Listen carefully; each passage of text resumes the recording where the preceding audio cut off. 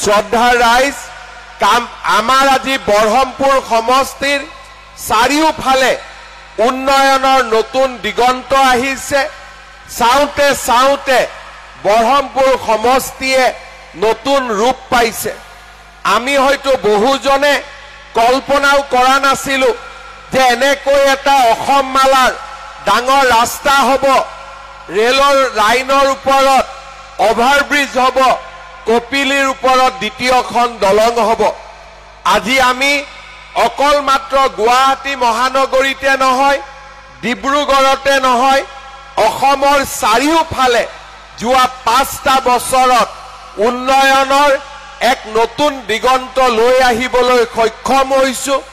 আজি আমাৰ ৰাজ্যখনে ভাৰতবৰ্ষৰ ভিতৰতে এখন বিকাশশীল প্ৰগতিমুখী ৰাজ্য হিচাপে চিনাকি দিব পাৰিছে।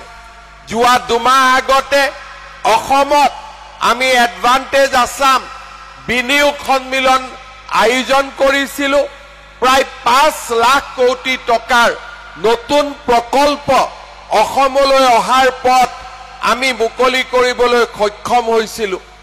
আজি আমাৰ ৰাজ্যখনত প্ৰতিটো জিলাতে একোখনকৈ মেডিকেল কলেজ, প্ৰতিখন জিলাতে একোখনকৈ বিশ্ববিদ্যালয়, প্ৰতিখন জিলাতে ব্ৰহ্মপুত্ৰ আৰু বৰাকৰ ওপৰত দলং।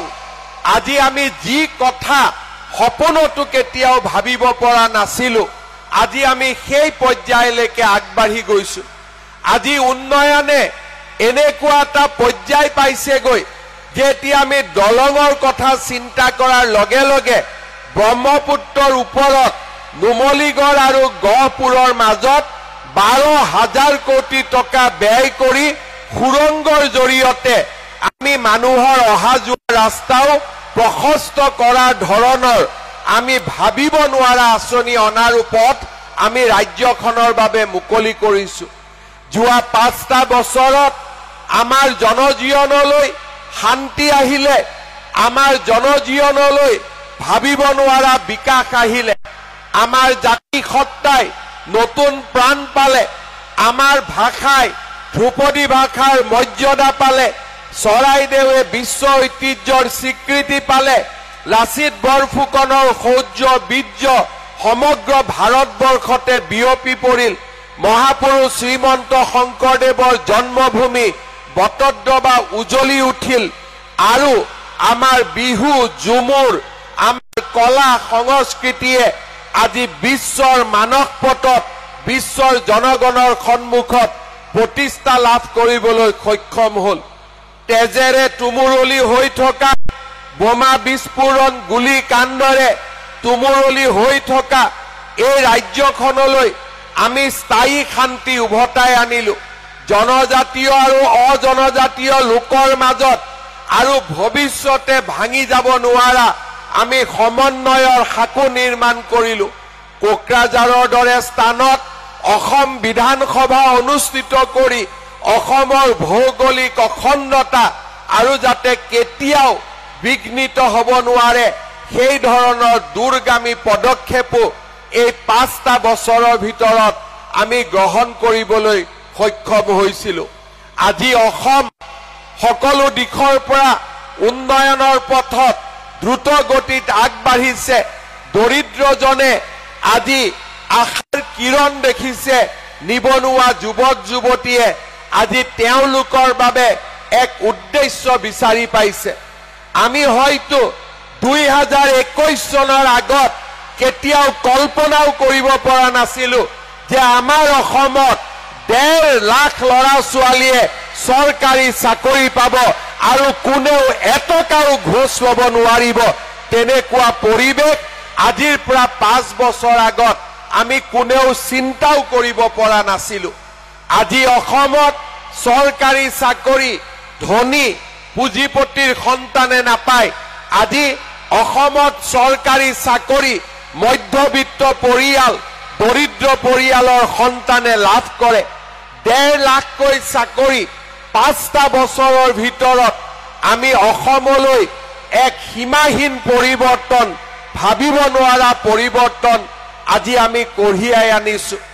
আমাৰ ৰাজ্যখনত 2019 চনত মই যেতিয়া অৰুণোদয় আঁচনি আৰম্ভ কৰিছিলো 830 টকাৰে 18 লাখ পৰিয়ালক আমি অৰুণোদয় আঁচনি দিছিলো। আজি আমাৰ কাৰ্যকালৰ 5টা বছৰ সম্পূৰ্ণ হোৱাৰ আগতেই আমি 40 লাখ পৰিয়ালক আমি অৰুণোদয় আঁচনি দিয়াৰ বাবে সিদ্ধান্ত লৈছো। 1250 টকাকৈ আজি তেওঁলোকে পাব আৰম্ভ কৰিছে। মই নিশ্চিত যে আজি আমাৰ প্ৰতিটো দুখীয়া পৰিয়ালে একোটা অন্তত সুৰক্ষা পাব পাৰিছে যে মোৰ এখন ৰেচন কাৰ্ড আছে, মোৰ ঘৰত অৰুণোদয় আছে, মোৰ ঘৰত আজি বেমাৰ আজাৰ হলে মই মেডিকেল কলেজ হস্পিটালত 5 লাখ টকালৈকে বিনামূলীয়াকৈ ট্ৰিটমেন্ট কৰিব পাৰো। আজি অসমে এখন ৰাজ্য য'ত আমি নিযুত মইনাৰ দৰে আঁচনি আৰম্ভ কৰিছো। একাদশমান শ্ৰেণীৰ পৰা আৰম্ভ কৰি পোষ্ট গ্ৰেজুৱেটলৈকে আজি ছোৱালীয়ে কলেজত গলে মাহেকীয়া বৃত্তি পায়। আজি প্ৰত্যেকজনী ছোৱালীয়ে উচ্চ শিক্ষাৰ পথলৈ যাবৰ বাবে প্ৰেৰণা পাইছে, আগবাঢ়ি যাব পাৰিছে। শ্ৰদ্ধাৰ ৰাইজ, আমি সিদ্ধান্ত লৈছো যে আমাৰ ৰাইজক আমি যিমান পাৰো সহায় কৰিম আৰু তাৰ বাবে আমি আপোনালোকক জনাবলৈ পাই ভাল পাইছো যে অহা 1 এপ্ৰিলৰ পৰা ইলেক্ট্ৰিচিটিৰো পাৰ ইউনিটৰ দৰ আমি 1 টকাকৈ কম কৰাৰ বাবে সিদ্ধান্ত লৈছো। ৰাইজে 1 টকাকৈ ইলেক্ট্ৰিচিটিত এতিয়াৰ পৰা কম দাম দিব। মই চেষ্টা কৰিম নৱেম্বৰ ডিচেম্বৰলৈকে যদি পাৰো তেতিয়াহলে আৰু 1 টকা কমাই দিবৰ বাবে মই চেষ্টা কৰিম যাতে আমাৰ অসমৰ দৰিদ্ৰ ৰাইজে সহায় পাব পাৰে। আজি যিসকল জ্যেষ্ঠ ব্যক্তি আছে তেওঁলোকে সদায় শুনিব যে ইলেক্ট্ৰিচিটিৰ দাম বাঢ়ি গৈ থাকে, কমাৰ কথা আমাৰ জীৱনত কেতিয়াও অহা নাছিল। অসমৰ ইতিহাসত প্ৰথমবাৰৰ বাবে 1 এপ্ৰিল তাৰিখে আমি 1 টকা ইলেক্ট্ৰিচিটিৰ দাম হ্ৰাস কৰিম আৰু ভগৱানে কৰিলে নৱেম্বৰ ডিচেম্বৰলৈকে আৰু 1 টকা ইলেক্ট্ৰিচিটিৰ দাম আমি কমাবৰ বাবে যত্ন কৰিম। আজি শ্ৰদ্ধাৰ ৰাইজ, নৰেন্দ্ৰ মোদী ডাঙৰীয়াই আমাক ৰেচন কাৰ্ডৰ লগত বিনামূলীয়াকৈ চাউল দিয়ে।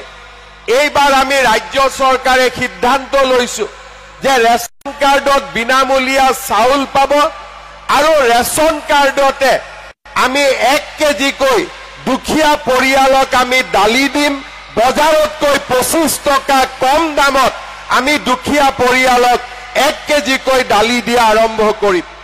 বজাৰতকৈ কম দামত আমি দুখীয়া পৰিয়ালসকলক 25 টকা কম দামত চেনি দিয়াৰ কাম আৰম্ভ কৰিম আৰু ৰেচন কাৰ্ডতে আমি বজাৰতকৈ কম দামত 10 টকা কম দামত আমি নিমখ দিব আৰম্ভ কৰিম।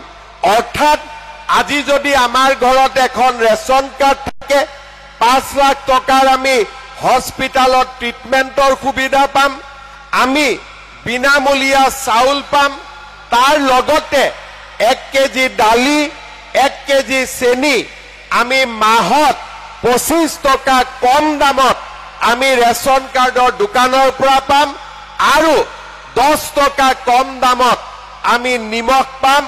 এই নতুন আঁচনি এইবাৰ বাজেটত আমি ঘোষণা কৰিছো।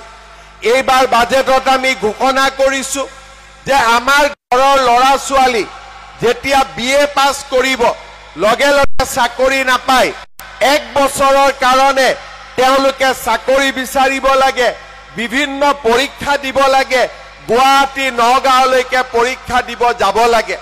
আমাৰ ৰাজ্যত আমি সিদ্ধান্ত লৈছো যে এতিয়াৰ পৰা যিমান ল'ৰা ছোৱালী গ্ৰেজুৱেশ্যন পাছ কৰিব তেখেতসকলক 1 বছৰৰ কাৰণে ৰাজ্য চৰকাৰে প্ৰত্যেক মাহত 2,500 টকা কৰি তেওঁলোকৰ বেংকৰ একাউণ্টত জমা দিব, যাতে আমাৰ ডিগ্ৰী পাছ কৰা ল'ৰা ছোৱালীবিলাকে দেউতাক মাকক হাত পাতিব নালাগে, তেওঁলোকে যাতে অন্তত নিজে এটা বছৰ চৰকাৰী চাকৰি হওক বেচৰকাৰী চাকৰি হওক তেওঁলোকে বিচাৰিবৰ কাৰণে সুবিধা পায়। শ্ৰদ্ধাৰ আই মাতৃসকল, আমি আপোনালোকক কৈছিলো যে আমি মহিলা আত্মসহায়ক গোটসমূহৰ সদস্যসকলক আমি 10,000 টকা কৰি দিয়াৰ ব্যৱস্থা কৰিম। আপোনালোকক জনাবলৈ পাই মই ভাল পাইছো যে অহা পৰহি 1 এপ্ৰিল তাৰিখে আমি বিশ্বনাথ জিলাৰ বিহালীত প্ৰথম আমি 10,000 টকা কৰি 30,000 মহিলাক আমি চেক বিতৰণৰ কাৰ্যসূচীৰ শুভ উদ্বোধন কৰিম। বৰহমপুৰ সমষ্টিত জিতু গোস্বামী ডাঙৰীয়াই যিদিনাখনে মোক মাতে সেইদিনাখনে মই ইয়াত আহি বৰহমপুৰৰ মহিলাসকলক 10,000 টকাকৈ দিম। সেই সিদ্ধান্ত মই আজি আপোনালোকক কৈছো। মাত্ৰ জিতু গোস্বামীয়ে মোক মিটিঙত মাতিলেই হ'ল, সিদিনাখনে আপোনালোকক আমি চেক দি থৈ গুচি যাম। কিন্তু 10,000 টকা শেষ নহয়। 10,000 টকা যদি আপোনালোকে ভাল কৰি খৰচ কৰে, অহা বছৰ মই আপোনালোকক আৰু 25,000 টকাকৈ দিম। সেই প্ৰতিশ্ৰুতিও মই আজি আপোনালোকৰ ওচৰত দি থৈ যাব বিচাৰিছো। আমাৰ ৰাজ্যখনত চৰকাৰী চাকৰি আমি 1.5 লাখ দিছো। 2 লাখ ল'ৰা ছোৱালীক আমি ব্যৱসায় কৰিবৰ কাৰণে 2 লাখ টকা কৰি আমি সুদবিহীন আমি টকা দিয়াৰ বাবেও সিদ্ধান্ত লৈছিলো। আজি মুখ্যমন্ত্ৰীৰ আত্মনিৰ্ভৰ অসম আঁচনিৰ জৰিয়তে আমি 2 লাখ ল'ৰা ছোৱালীক 2 লাখ টকাকৈ দিম, যাতে তেওঁলোকে নিজৰ ভৰিৰ ওপৰত নিজে থিয় হৈ ব্যৱসায় বাণিজ্য কৰিব পাৰে।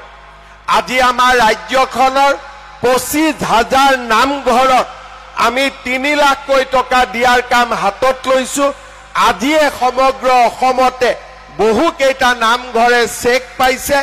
অহা 2-3 দিনত আমাৰ সকলো সমষ্টিৰে 25,000 নামঘৰত আমি 3 লাখ টকাকৈ দিয়াৰ ব্যৱস্থা কৰিম। আমাৰ ৰাজ্যখনত এনে উন্নয়নৰ কাম আগতে কেতিয়াও হোৱা নাছিল।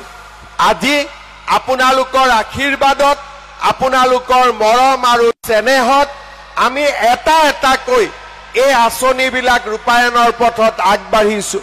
জিতু গোস্বামী ডাঙৰীয়াই মোক কৈছে যে কামপুৰত চুগাৰ মিল আছিলে, চুগাৰ মিল বন্ধ হৈ গৈছে, তাতে কিবা নতুন উদ্যোগ আনিব পাৰি নেকি?